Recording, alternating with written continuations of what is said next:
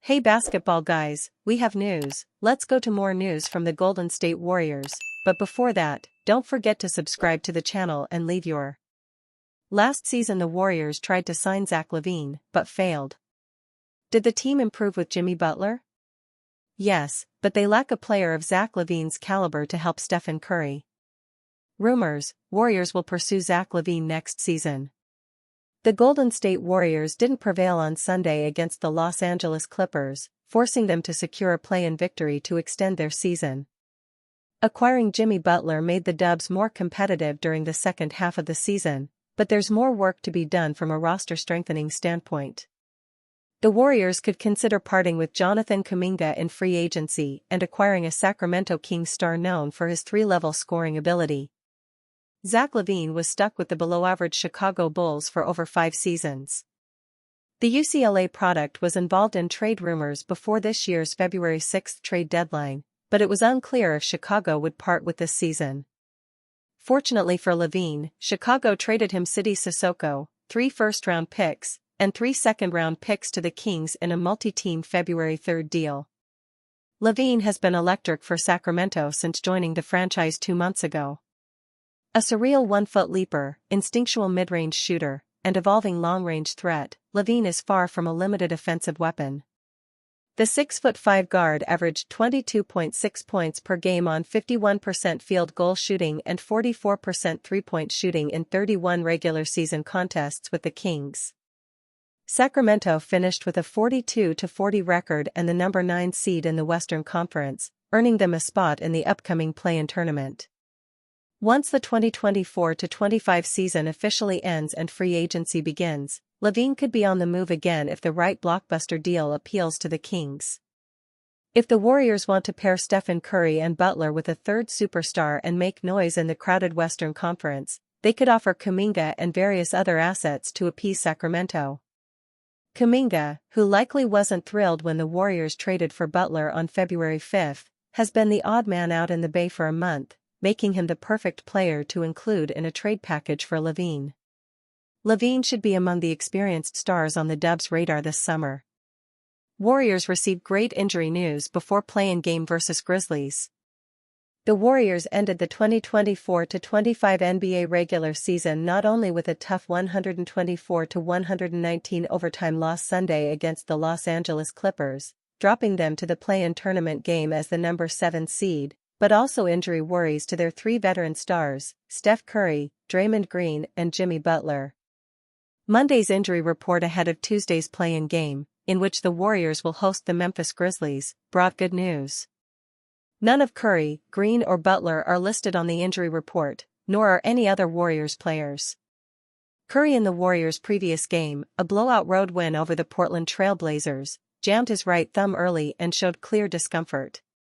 He even received X-rays during the win before returning to the game. Imaging came back negative, and Curry ended with 14 points on 6 of 14 shooting and was 2 of 8 from three-point range in 27 minutes on Friday. His thumb was taped and padded when Curry returned Friday. He was questionable going into Sunday's regular season finale, but played and again tried to protect his right hand as much as possible while playing through a problem that first popped up as far back as December.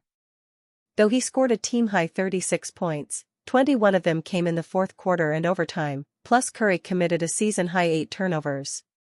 When asked about his right thumb after the loss, Curry was short and coy in his answer.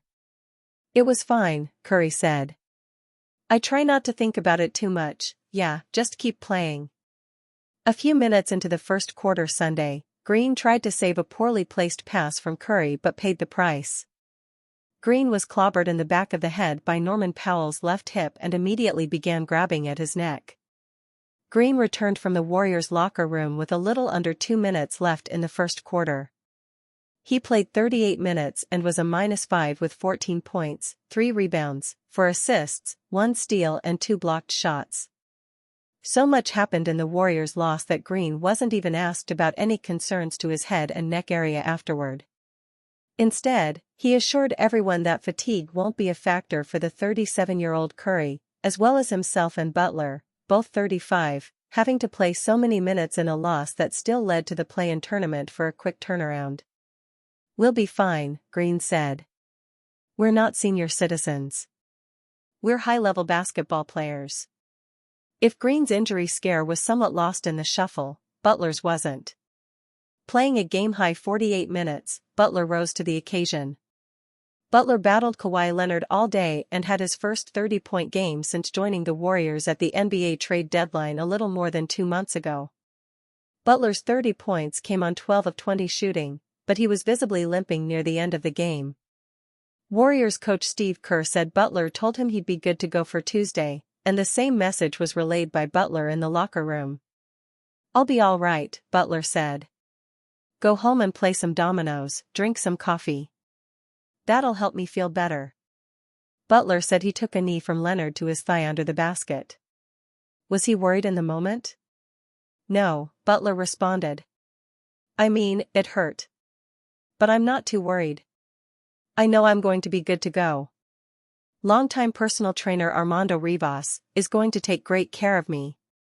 The health of the Warriors' 3 stars is what can lift them into the NBA playoffs and propel them for a deep run, or bring their season to a crashing end if something goes wrong. Going into Tuesday's play-in tournament game against the Grizzlies, with a chance to move on and face the Houston Rockets in the first round, the injury report is on the Warriors' side, in spite of nursing obvious bumps and bruises. Warriors lean on Jimmy Butler while leaving Jonathan Kuminga on the bench. On the final day of the regular season, with a playoff spot on the line, Golden State Warriors head coach Steve Kerr leaned on playoff Jimmy. And then Kerr leaned on Jimmy Butler again and again. Butler played more than 48 minutes in Sunday's 124-119 overtime loss to the Los Angeles Clippers. He produced 30 points and 9 assists, and played sturdy defense, but it wasn't enough to prevent the Warriors from falling into Tuesday night's play-in game against Memphis. Kerr's shortened rotation against the Clippers created more time on the court for his marquee players, not only Butler but also Brandon Podziemski, 43-plus minutes, Draymond Green, 38, and Stephen Curry, 38. On the other end sat Jonathan Kuminga, who didn't play at all. Kuminga's inactivity traces in part to Kerr's trust in Butler, and his reluctance to play Butler and Kuminga together. Putting both on the floor simultaneously creates spacing issues, especially alongside Green, because opponents know neither of them is an especially effective three-point shooter. Kuminga also appeared to frustrate coaches and teammates with his lack of court awareness in recent games. More for you, Killian. Warriors left hoping playoff Jimmy gets them their first play-in victory. The Golden State Warriors have lost all 3 of their previous play-in games in. Warriors tumble into play-in tournament with overtime loss to Clippers. The Golden State Warriors lost 124-119 in OT to the Los Angeles Clippers at Chase Center. Kuminga declined to speak to reporters Sunday. More than 2 hours after the game ended, he was on the main court at cleared-out Chase Center, hoisting jump shots. "The test of a young player in this league, and especially with our team, is you never know when your moment will be there," Curry said.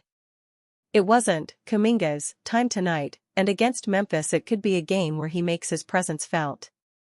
Another piece of this puzzle is Butler's physical state.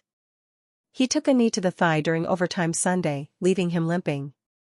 Butler insisted he would be all right after going home to rest, play dominoes and make coffee, but he also acknowledged the pain initially was significant.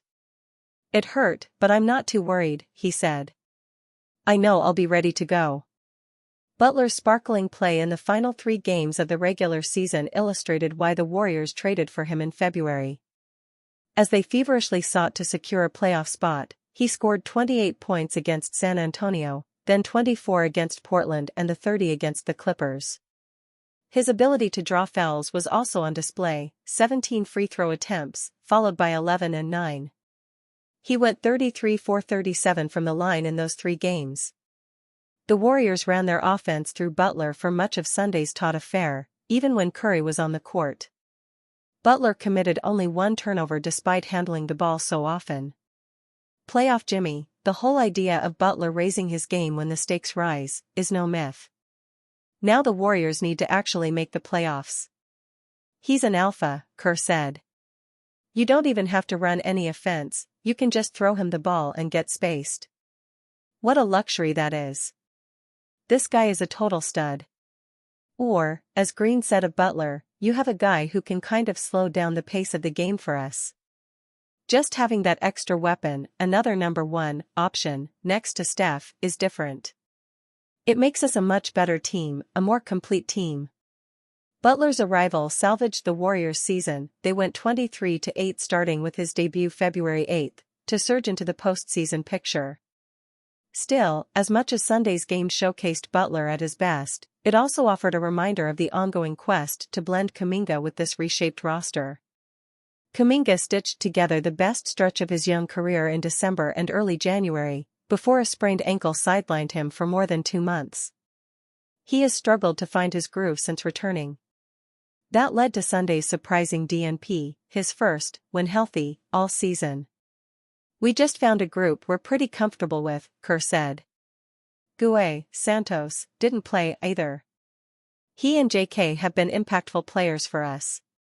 It doesn't mean they're out of the loop going forward.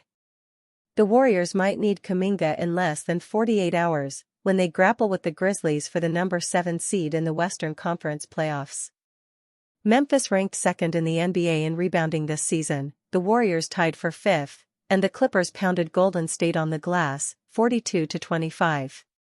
Butler absorbed some blame for this. I think my sorry ass had 1 rebound, he said, accurately noting his total. So the Warriors must find a balance between relying on their veterans and taking advantage of Kuminga's youth and bounciness. Curry and Green, among others, have said the Warriors need Kuminga to truly reach their ceiling as a team. JK can make his presence felt in the paint, Curry said. He's had some games where he attacked the glass and made that a point of emphasis.